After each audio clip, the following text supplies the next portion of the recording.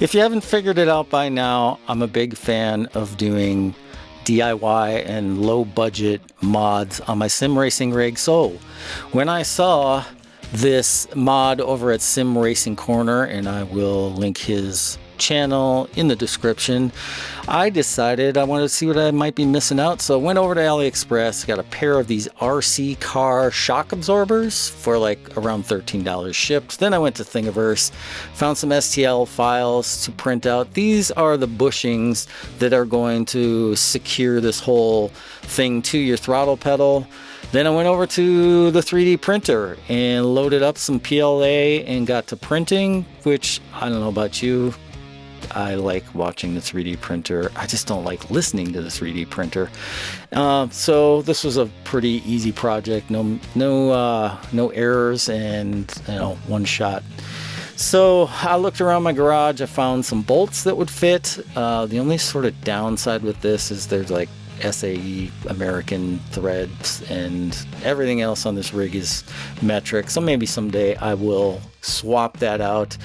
But here I am feeding that bolt through the shock. I'm kind of hanging up on the bushing. It's just 3D printed parts kind of have these artifacts, and sometimes they're a little bit snug, but this was no big deal. I just wanted to take my time rather than force it through and start snapping something.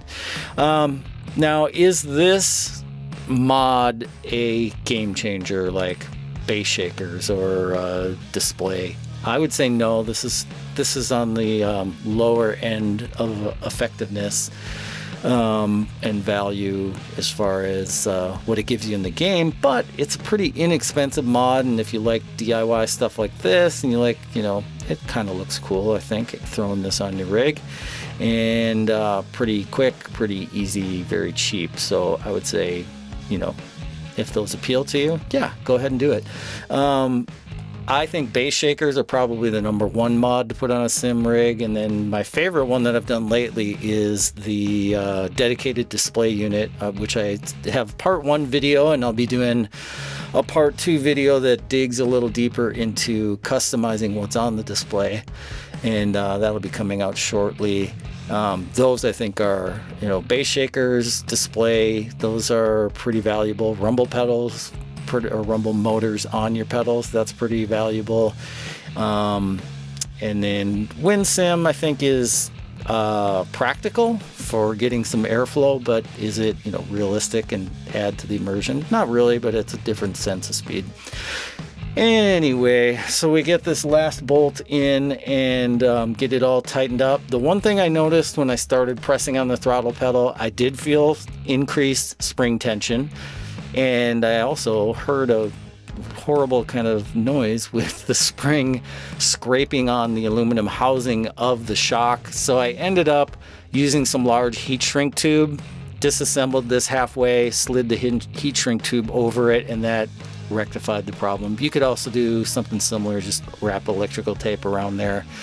Now, I know somebody else is probably looking at this and going, those are RC shock absorbers, and what kind of oil did you use in it, and how are the baffles set up inside, and blah blah blah. I don't know. I bought these from China, and it had like 5 drops of oil in them, and really in this application it's adding spring tension.